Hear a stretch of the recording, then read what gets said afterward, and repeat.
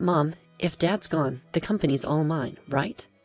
Listening in disbelief at my brother's words, our mom, Patricia, responded, Well, obviously, Daniel, plus, if you do the math, there's supposed to be a sizable inheritance in Plan B.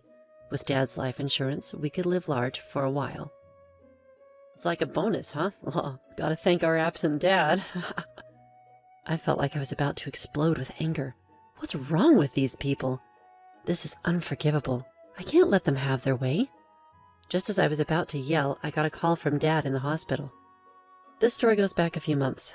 My name is Christopher. I'm a 33-year-old architect working at a design firm. I moved out of my family home and now live alone in a nearby condo. Being single is a little lonely, but I love my job and live a fulfilling life every day. Today is a day off, and I had plans to meet with my dad, James. Ah, Christopher, how have you been? Dad showed up for our meetup with his usual warm smile on his face. Dad, long time no see. Have you lost some weight? Running a business must be tough. Work keeps me busy, but I'm doing well. Let's get going. I occasionally meet up with my dad like this to catch up over a meal. Today, Dad invited me to join him for some volunteer work.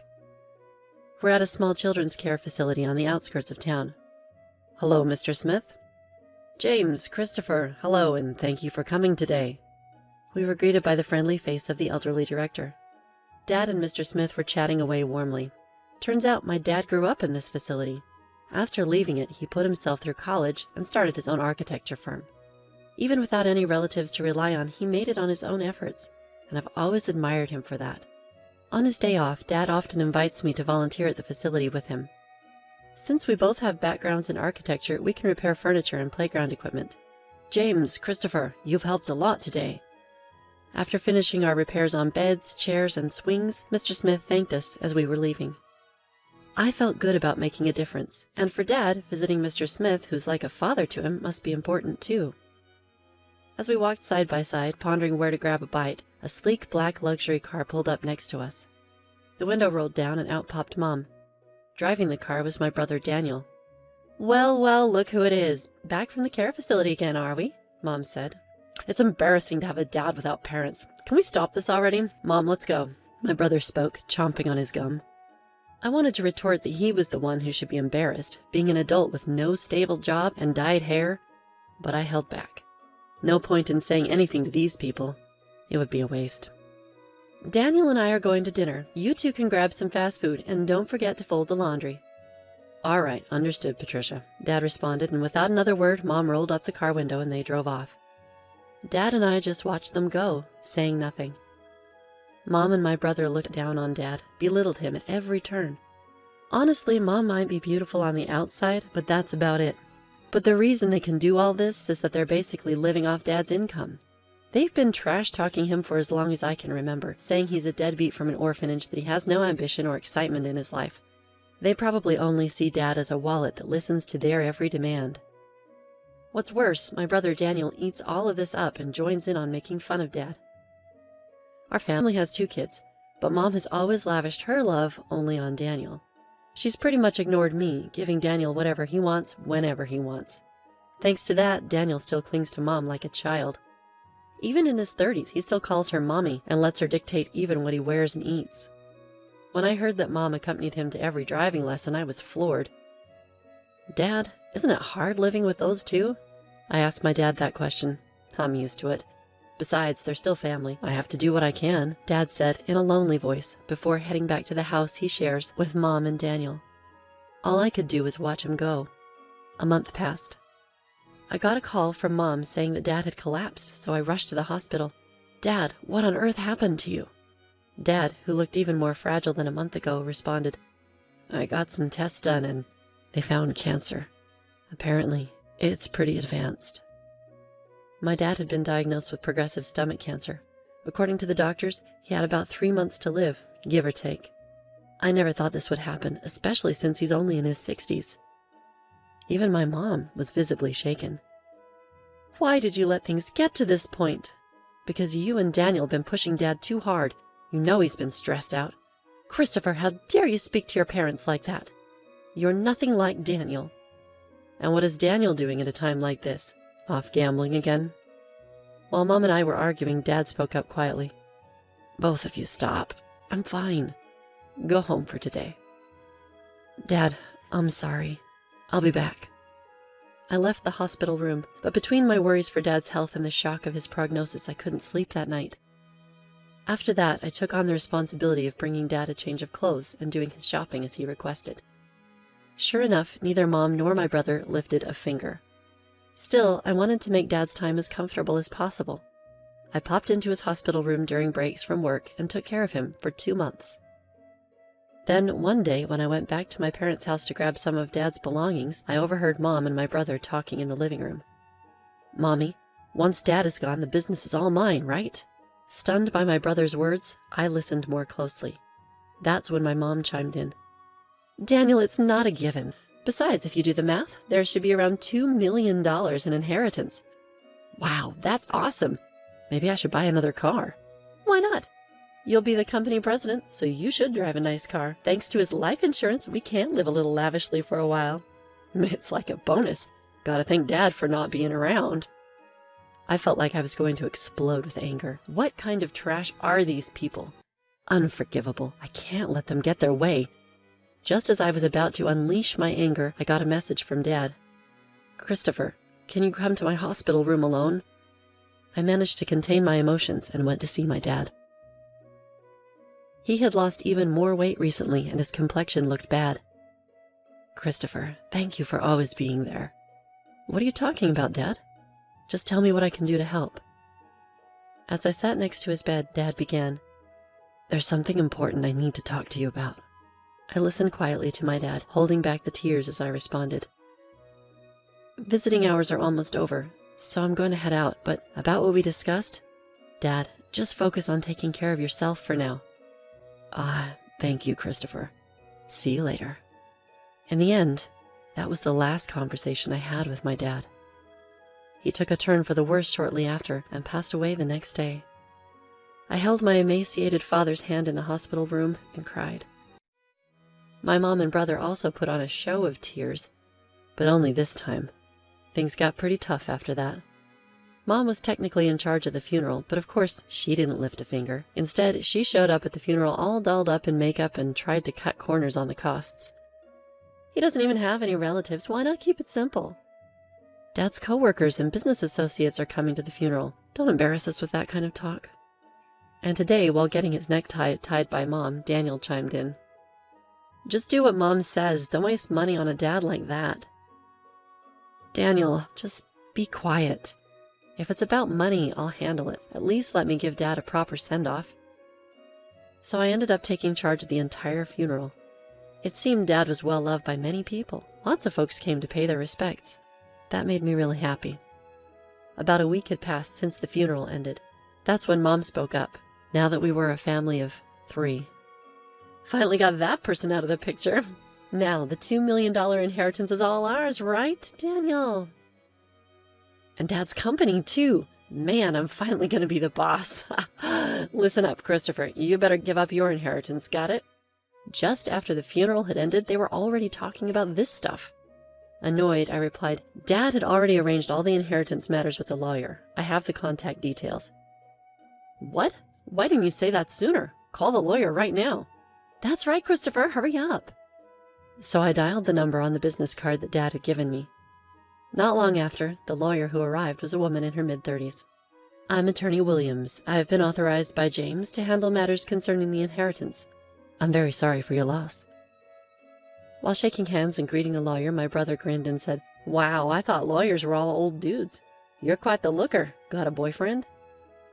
"Oh, Daniel, do you like her? Mommy prefers someone younger." "Knock it off, both of you. Thank you for coming all this way. Please come in." We ushered Miss Williams into the room and listened to what she had to say. "Let me explain. First of all, concerning the company, James had told me before he passed that it would be transferred to an acquaintance's company. I've been proceeding with the paperwork." "What?" The one who raised his voice was my brother. "What does that mean? I was supposed to become the CEO." "I've heard nothing of the sort. For the sake of the employees, the company will be merging with a trusted and skilled company that your father was fond of. The other company has already agreed, so there's nothing that can be done." "That damn outsider! Damn it!" My mom hurriedly chimed in. Daniel, calm down. The inheritance is ours, right? It should be around $2 million, shouldn't it? Ms. Williams answered in a matter-of-fact manner. No, there's nothing like that. The company was not doing as well as you think, and any remaining assets have been used to prepare for the company's transfer. What? What about our money? There should be $2 million coming in, Mommy. What's going on? Patricia has received a substantial life insurance payout. She has left a will expressing the desire to gift that money. What are you talking about? We've already spent that on a new car. Hey, lawyer, Dad had multiple insurance policies, right? What about those other payouts?